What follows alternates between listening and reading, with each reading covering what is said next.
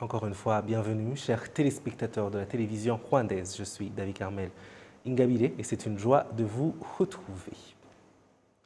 Je vous le disais en titre, le Burundi a remis ce mardi au gouvernement rwandais 11 combattants du groupe terroriste FLN arrêtés dans ce pays au cours des 4 derniers mois. Kassim Youssouf nous en dit plus. Lorsqu'ils sont arrivés au Rwanda, les menottes que portaient ces combattants du groupe terroriste FLN qui a revendiqué les attaques qui ont déstabilisé la sécurité au sud et à l'ouest du pays ont été retirées et on leur a mis des menottes du Rwanda. Ils sont tous des hommes et ont été arrêtés au Burundi avec la collaboration de l'organe en charge de sécurité aux frontières dans les pays des Grands Lacs. Les responsables du renseignement militaire de deux pays ont indiqué que si le Burundi a remis au Rwanda ses combattants de FLN, après qu'il lui ait remis ceux de Red Tabara rebelles au gouvernement de ce pays, est un signe de la normalisation des bonnes relations de deux pays. Le directeur adjoint du groupe en charge des questions sécuritaires aux frontières des pays de Grands Lacs, le colonel Khalid Mohamed, a fait savoir que l'extradition de part et d'autre des combattants rebelles au gouvernement des pays membres se fait dans le cadre du rétablissement de la paix et la confiance dans la région des Grands Lacs. En août, nous avons quitté Goma pour nous rendre au Burundi et nous avons commencé à faire la vérification au sein des groupes armés au Burundi, conjointement avec le gouvernement burundais et le service de renseignement. Nous avons arrêté environ 11. Ce sont leurs documents qui nous ont prouvé qu'ils sont rwandais. Ce n'est pas donc la première fois que les pays échangent des combattants, car cela s'est produit entre le Rwanda et le Congo, entre l'Ouganda et le Congo. Je demanderai aux pays membres de faire tout ce qui est possible pour combattre le terrorisme afin de consolider la confiance durable entre les pays.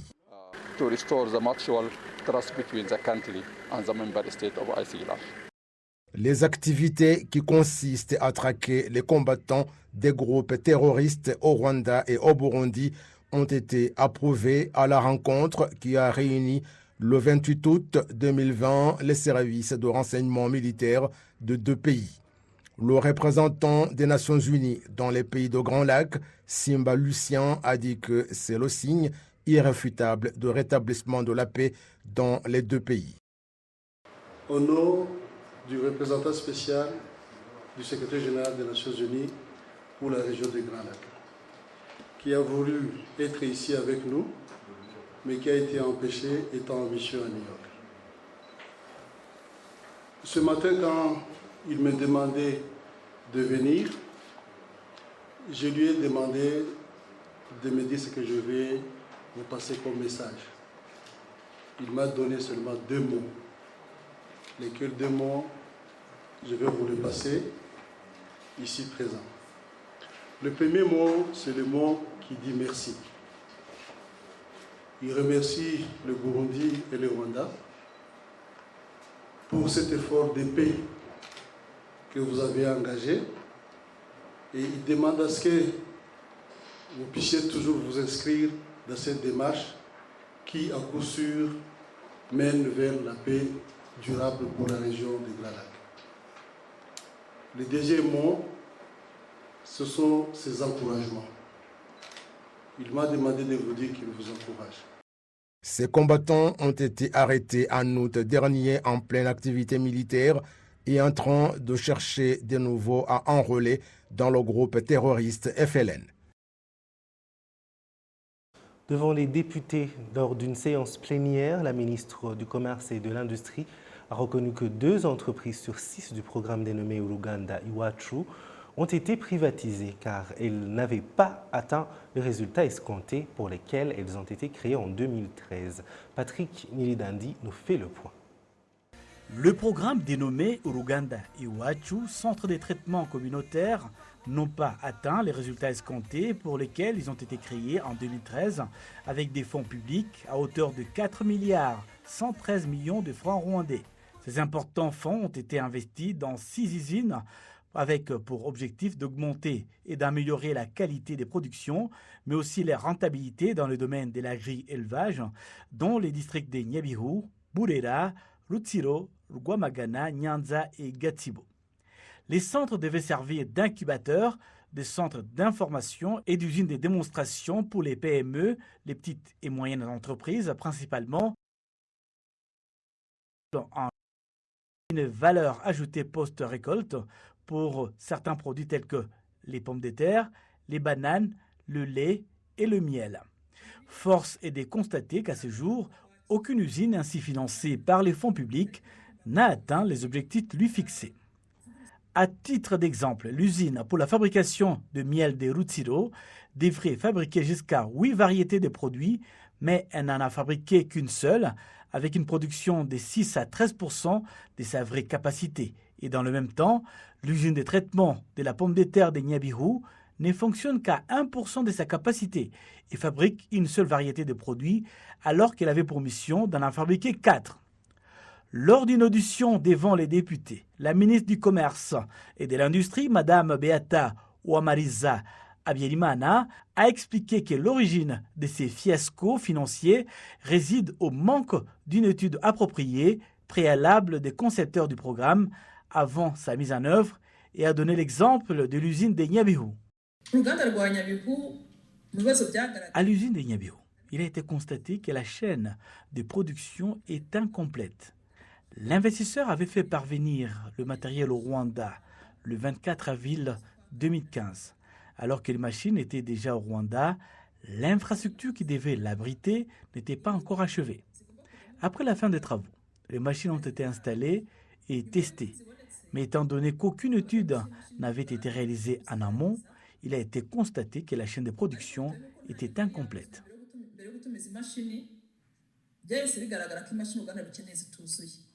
Cette intervention de la ministre a soulevé un laborieux débat avec les élus qui voulaient connaître les responsabilités des uns et des autres dans cette affaire et la suite qui a été faite par les instances concernées. Excellence, Madame le ministre, pourquoi cette étude n'a pas été faite? Qui en est le responsable? Peut-on mettre en place une usine sans au préalable faire une étude? La ministre du Commerce et de l'Industrie, Beata Habyarimana, a reconnu devant les députés les fautes commises par certaines instances de l'État, telles que BDF et NIRDA et bien d'autres. Elle a indiqué que les responsables ont été traduits devant la justice et certains ont commencé à rendre l'argent au trésor public. Elle a parlé des 14 millions de francs rwandais, ce qui n'a pas manqué de faire réagir l'hémicycle qui a estimé que cette somme était dérisoire, une goutte d'eau dans la mer, compte tenu des sommes astronomiques que l'État a investies dans ce programme. À titre d'exemple, l'usine de traitement de peau des vaches en district de Gatsibo a stoppé net ses activités par manque de fonds de roulement, alors que 63 millions de francs rwandais devaient être fournis par les actionnaires NIRDA et BDF. En vue de tenter d'arrêter l'hémorragie dans ces entreprises, l'État rwandais avait pris la décision de les céder au secteur privé, tout en étant conscient des pertes de l'argent car la privatisation n'a pas permis au gouvernement de récupérer les fonds investis au départ. À titre d'exemple, l'usine de traitement de produits laitiers des Burera Dairy a été privatisée à seulement 270 millions de francs rwandais, alors que le gouvernement avait investi plus de 798 millions de francs rwandais, car la laiterie faisait d'énormes pertes et le gouvernement voulait relancer ses opérations. Un autre exemple, Nyanza Ceramic, qui a été créé pour un montant de plus de 439 millions de francs rwandais, n'a pas fonctionné une seule fois jusqu'à ce qu'il soit privatisé pour seulement 88 millions de francs rwandais. Cette situation a été évoquée par le chef de l'État lors de sa tournée dans les districts de Musanze, Burera et Nyabihu, c'était en mai 2019. Le président Paul Kagame avait demandé que ces structures soient privatisées tout en gardant en mémoire le pourquoi de leur création, notamment la mission d'aider les populations rurales à faire parvenir leur production au marché. Vous, en tant que responsable, vous ne faites rien pour chercher des solutions à ce problème des fonds de roulement, alors que c'est vous qui avez permis que ces usines puissent exister. À propos de la privatisation que vous mentionnez, je ne suis pas contre cette privatisation, mais cette privatisation doit avoir un sens. Vous mettez l'entreprise entre les mains d'un individu. Il peut bien le faire ou le faire mal. S'il le fait mal, les perdants, ce sont les fermiers qui ne savent plus où écouler leur lait. Ces usines ont été créées pour aider ces populations rurales à écouler leur production.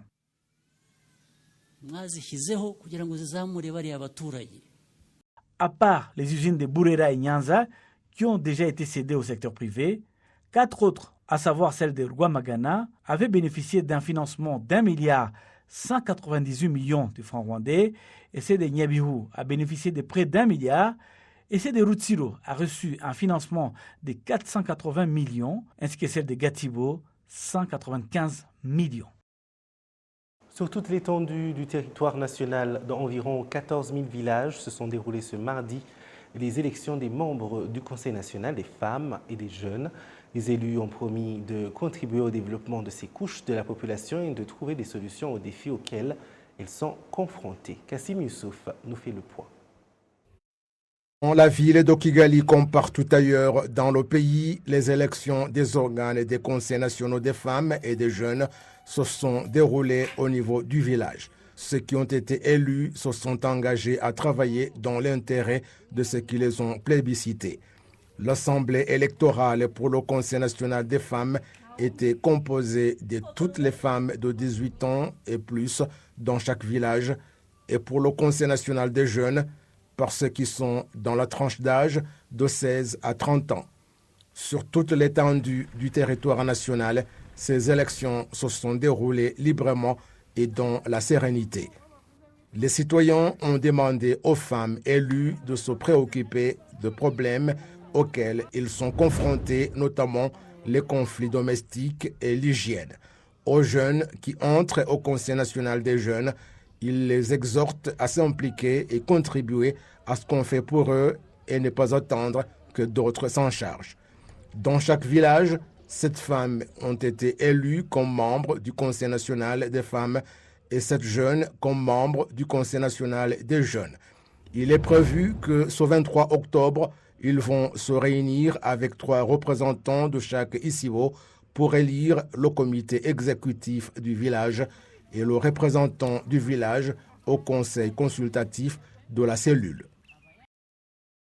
Dans une déclaration rendue publique ce mardi, l'armée rwandaise RDF dit qu'hier, le 18 octobre 2021, les forces de sécurité rwandaises ont poursuivi des contrebandiers qui ont traversé la frontière entre le Rwanda et la RDC au niveau de la cellule de Hehu, secteur Bugeshi, district de Rubavu. En poursuivant ces contrebandiers, qui portaient des paquets non identifiés et soupçonnés d'être armés, les forces de l'ordre ont involontairement traversé de quelques mètres la frontière avec la RDC.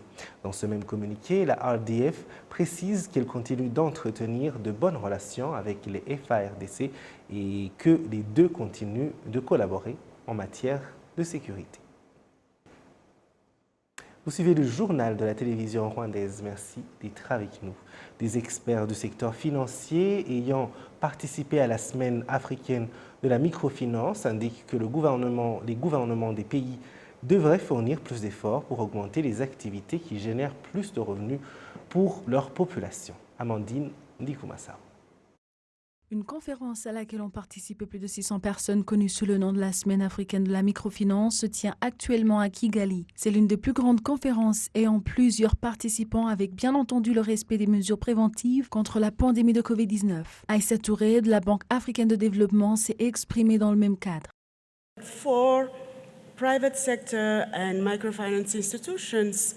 Pour que les agents du secteur privé et ceux de petites institutions financières aient un impact positif tangible, il est très important que nos pays mettent en place des stratégies qui facilitent ces institutions à donner leur contribution. Sinon, ces institutions prendraient longtemps pour améliorer la qualité de leurs services et bien se développer. Cette conférence se tient pour la 5e fois et parmi les sujets à traiter, il y a la relance économique suite à l'impact négatif de la Covid-19 sur l'économie en général, ainsi que la lutte contre la détérioration de l'environnement. Il y a des statistiques qui prouvent qu'il existe un lien entre l'insécurité mondiale et le chômage des jeunes. Même le changement climatique est l'une des causes du chômage, mais n'oublions pas que les conflits sont de plusieurs sortes, car il existe également un conflit basé sur l'état d'esprit d'une personne affamée. Les problèmes sont plus basés sur le manque d'autosuffisance alimentaire. Donc le meilleur moyen serait de coordonner la facilitation des investissements pour que chacun ait accès non seulement à de la nourriture, mais aussi à de l'argent liquide. Le ministre rwandais des Finances et de la Planification économique, Dr Uziel Ndagijimana, s'est exprimé à ce propos.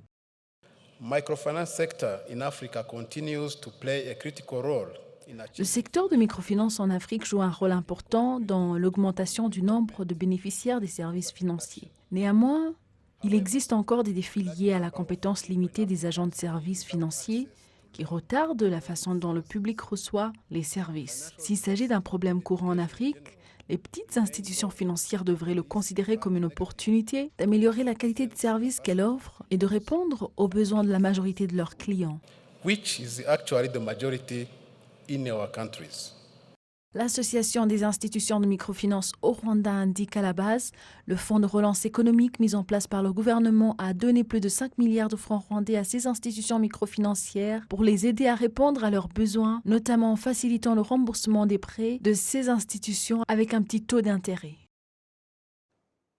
Les gouvernements rwandais et luxembourgeois ont signé mardi un protocole d'accord sur la coopération en développement du secteur financier, en particulier dans la poursuite du développement du Forum financier international de Kigali, le Kigali Financial Center.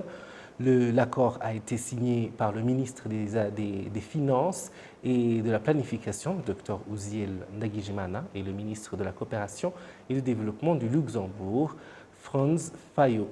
Le Dr Uziel Ndagijimana a déclaré que l'accord signé entre le Rwanda et le Luxembourg contribuera à promouvoir davantage le Forum financier international de Kigali au niveau international. Il a ajouté que cet accord contribuera dans un premier temps à accroître les compétences des participants au forum afin d'atteindre l'objectif de responsabiliser les investisseurs rwandais et africains en général. Le ministre luxembourgeois de la coopération et du développement, Franz Fayo, a déclaré que l'accord marque le début de la coopération entre les deux pays dans le secteur financier et qu'ils apprécient la vision du Rwanda d'établir cette plateforme qui apportera des opportunités aux investisseurs vers le Rwanda en particulier et l'Afrique en général. Le Luxembourg entretient de bonnes relations avec le Rwanda dans d'autres domaines et l'accord financier est signé à un moment où ce pays a une grande expérience dans le domaine financier. Le Rwanda Financial Center a été lancé en 2017 dans le but de faire du Rwanda un hub d'investissement plus stable pour le continent africain. C'est le journal qui continue sur la télévision rwandaise. Merci d'être avec nous. Les économistes constatent que le problème des taux d'intérêt élevés sur les prêts ne peut être résolu que si 86% de ceux qui épargnent sacrifient au moins 30% de leurs revenus pour que le secteur financier du pays prête à un taux d'intérêt inférieur. Les détails, c'est avec Patrick Nilidandi. Cela fait 4 ans que Claude Ouimana a décidé de se lancer dans l'entrepreneuriat après 5 ans à travailler pour les autres. Il a indiqué à Arabié qu'il a lancé une petite entreprise, mais qui est maintenant fier du progrès qu'il a accompli, car cela l'a obligé à persévérer. C'est un plaisir qu'il partage avec d'autres qui ont également décidé de commencer à épargner au point où ils voient des progrès aujourd'hui. Cela m'a demandé beaucoup d'énergie et d'efforts, car j'ai traversé beaucoup de choses qui m'ont demandé d'être patient. Je devais également rester à l'écart des différentes tentations telles que la pression des pairs ou des dépenses inutiles de mon argent. J'ai dû investir beaucoup de temps et d'énergie dans mon travail. Avec n'importe quelle somme d'argent, tant que vous avez un objectif, vous pouvez obtenir une satisfaction financière. Il y a une façon dont nous utilisons parfois des motos que les gens nous prêtent et dont nous partageons les bénéfices. Cependant, si vous économisez suffisamment d'argent, vous pouvez acheter la vôtre. J'ai commencé par partager une moto avec quelqu'un, mais plus tard, j'ai réussi à économiser assez d'argent pour m'en acheter. Avec des taux d'intérêt élevés sur le prêt, Eric Rugamba, directeur général du développement du secteur financier, a déclaré que c'était un problème en raison du faible niveau de capacité des gens à épargner au Rwanda. Une étude menée par l'Institut national de la statistique, l'enquête Finscope de l'année dernière, a révélé que 86% de ceux qui sont capables de travailler peuvent économiser. Les experts constatent qu'une personne devrait économiser 30% de son revenu. Le président directeur général du Rwanda National Investment Trust, Gatera Jonathan, a déclaré que le fonds avait économisé jusqu'à 17 milliards de francs rwandais au cours des 5 dernières années, soit environ 2 milliards de francs qui ont été donnés aux bénéficiaires pendant la pandémie l'année dernière, ainsi que cette année. Avec un bénéfice de plus de 11%, la somme de 40 milliards est ce que le fonds Ejo Heza et le Rwanda National Investment Trust Fund ont déjà reçu en termes d'épargne dans la courte période de lancement des deux fonds. Le pays vise à augmenter le taux d'épargne de 20% d'ici à 2024 afin d'aider les pays à investir dans 30% du produit intérieur brut du Rwanda. Dans le programme national d'accélération du développement, la NST1 de 2017 à 2024, l'investissement public atteindra 20,4% contre 18,3% du produit intérieur brut, alors que l'investissement privé atteindra 21,2% contre 14,4% par rapport au produit intérieur brut de 2017.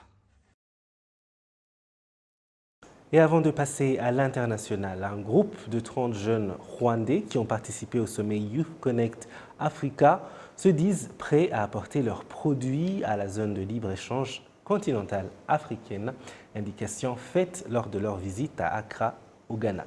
Amandine Dikumasabo nous en dit plus. Les jeunes qui sont membres du Youth Connect Caravan sont prêts à saisir l'opportunité qu'ils ont afin de multiplier par 3 le commerce effectué entre eux. D'une part, il existe toujours des défis au secteur informel qui est à 85% sur le continent et il est habituel chez les jeunes et c'est principalement à cause du manque d'informations sur le marché ou aux lois imposées par les pays qui découragent souvent les commerçants. Puis dans Sebaïsi, le conseiller général du marché africain exhorte ces jeunes en leur rappelant que le plus important n'est pas la quantité des produits apportés dans la zone de libre-échange continentale africaine, mais plutôt l'idée d'une activité qui leur permettrait d'entrer en compétition sur ce marché et les exhorte à sensibiliser leurs confrères à être informés sur tout ce qui se passe dans cette zone afin de ne rater aucune opportunité qui se présente sur le marché. Patient Dizeye, qui assure l'intérim à la direction du département des projets au ministère de la Jeunesse et de la Culture, partage son point de vue sur quelle attitude devrait prendre la jeunesse rwandaise. C'est une très bonne occasion pour eux de pouvoir partager leur expérience, non seulement avec le Ghana, mais aussi avec les autres pays africains, et de pouvoir également apprendre d'eux.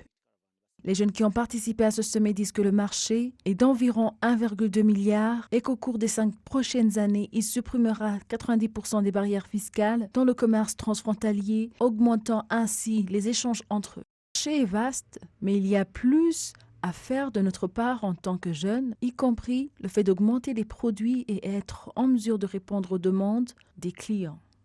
Le sommet connu comme Youth Connect Africa vise à rassembler et aider près de 226 millions de jeunes africains pour accéder au marché et les informer sur les opportunités qu'ils ont dans le marché commun africain, qui a été signé au Rwanda où ils devraient stimuler les affaires en Afrique, qui sont actuellement à 16%, pour multiplier ce taux par 2 en 2035.